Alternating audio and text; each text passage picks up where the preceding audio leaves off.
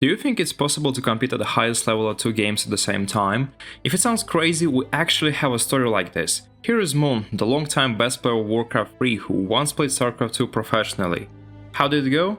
Let's watch his journey together. In 2010, Moon was already one, if not the most accomplished player of WarCraft 3. It was the time when he made his decision to play both WarCraft 3 and StarCraft 2 competitively. A hard task for sure, but Moon was incredibly good in the RTS genre, so perhaps it could work out. Even his playstyle was special. In WarCraft 3 he was labeled the 5th race due to his unique strategies and tactics he used while playing innovative Night Elf build orders. In his first GSL run in 2010, Moon showed some cool plays by using a lot of mutas.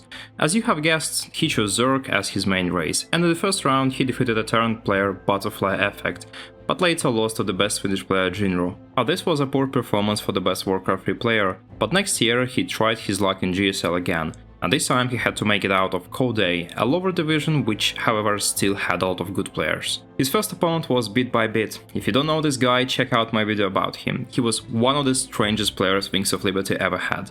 The series was also marked by one of the greatest fails of StarCraft 2 history. Oh, tasteless! Oh my god. Oh, my god. tasteless! Oh, Are you gonna blow these up or what? That was the biggest miss in the history of the world. Having defeated Bit by Bit, Moon proceeded to eliminate August with a 2-0 score and then faced Lin. If this name doesn't ring a bell for a StarCraft 2 fan, it's okay, but for most WarCraft 3 viewers, Lin was another legend alongside Moon who won more than $600,000 in this game. This was an iconic match, 2 WarCraft 3 legends meet in StarCraft 2.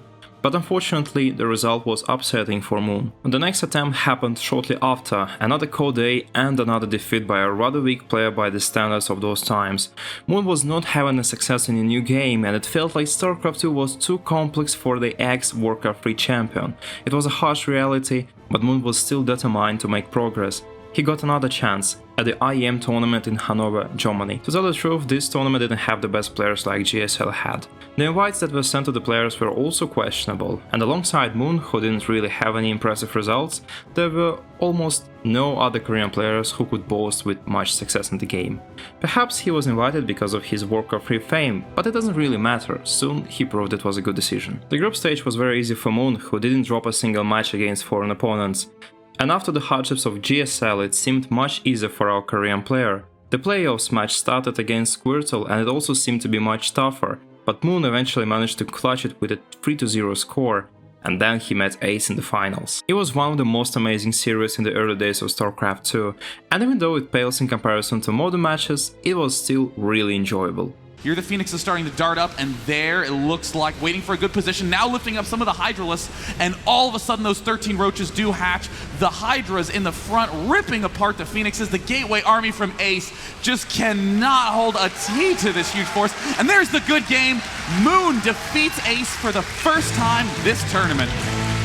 And now you can cheer because he spotted the Nidus Worm, so now that means that there is going to be a huge swell of Hydralisks popping directly into the main. This Nidus Worm has been completely abandoned. Huge force of Hydralisks getting into into Ace's main. Moon has been begging for this all game long. And it looks like it's gonna be a very close battle. Hydralisks are extremely efficient, but oh, there are just too many Phoenix. But it looks like there's still some Zerglings left in the Nidus Worm, and Ace who delayed it just long enough. And there's the good game. The incredible defense by Ace all game long. Uh-oh. And it looks like, yep, there they are beginning to pick away at that hatchery. And oh no, is Moon actually going to have to cancel this hatchery? We see a third queen about to pop out, but Moon's going to try to do a little run and shoot Micro as best he can. He has to be careful. There's a Phoenix coming in. He can lift up one of those queens, and there it gets lifted. He needs to do a transfuse. No, the queen ends up getting picked off. Yeah, but it's not gonna be enough. There's a 5th queen coming in. Once more, a queen is being picked up, and now everything is just dying. And there now the drone's trying to pull away, and there's the good game. Ace manages to take the win on blistering sands.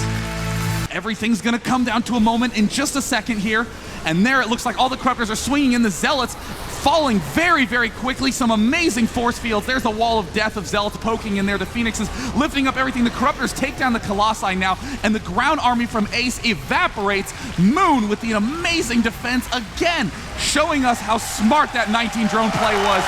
Moon with the solid game plan. is able to thwart this effort from Ace to pull himself back into the game. There's the Hydralis continuing to pick off those remaining Phoenixes, the numbers. Ace now pulling back with his Stalker Colossus Force, but there's the good game. Moon pushes the series to set 5.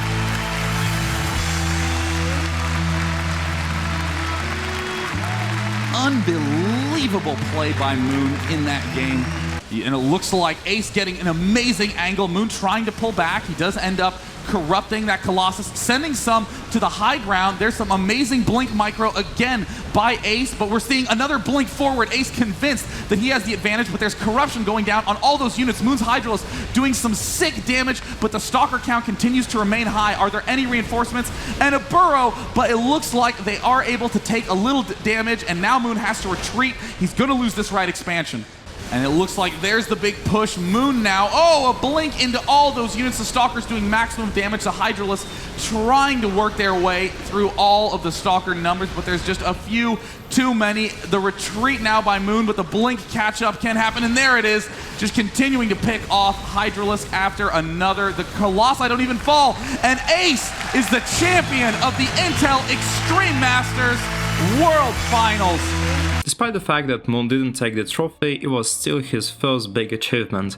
Now his WarCraft 3 skills have finally kicked in and soon appeared at DreamHack 2011 too, where he also had a great run and managed to secure second place once again. Let's also add to that his achievements in North American Star League and other less important tournaments, and we indeed have a clear picture showing that Moon was having fast and steady progress in StarCraft 2, but at the same time he was also participating in WarCraft 3 Cups and Leagues, and he was winning there too. However, it must have been really hard to play 2 games, and he still needed to make a decision and focus on one most important thing. And at that time it was fairly obvious. While StarCraft 2 was only growing bigger and better, WarCraft 3 had been going through some sad times with little dev support and it had an overall smaller esports scene. In January 2012, Moon went full-time in StarCraft 2. Everyone was pleased to hear this. People thought that they were seeing the birth of a new Korean bourgeois, but it turned out really weird. During the next 8 months, Moon wasn't able to achieve anything at all. His results were abysmal at best, and it seemed like his skills disappeared all of a sudden. The truth is, the game became much harder and more competitive, but it was still bizarre to see the former WarCraft 3 champion struggle so much. Moon was finally able to break the curse, and he had a decent run at Ace Rock in 2012, but it was pretty much the only big result of the year for him, and compared to previous experience, this was an underperformance. It was as if his betrayal of WarCraft 3 played a part in his downfall here. We'll never know all the reasons, but Moon didn't play StarCraft 2 for long. At the end of 2012, he announced his retirement. It was also due to his military service, which ended in 2015, but he never returned to playing StarCraft 2 professionally. Rather, he chose to return to WarCraft 3 again, and actually that's a good decision. He won over $500,000 in WarCraft 3 and only 26k in StarCraft 2. But I think it was a nice chapter in his life, and StarCraft 2 fans also enjoyed his performance a lot. That's it for the story. If you want more on WarCraft 3, check out this video here. Have a nice day.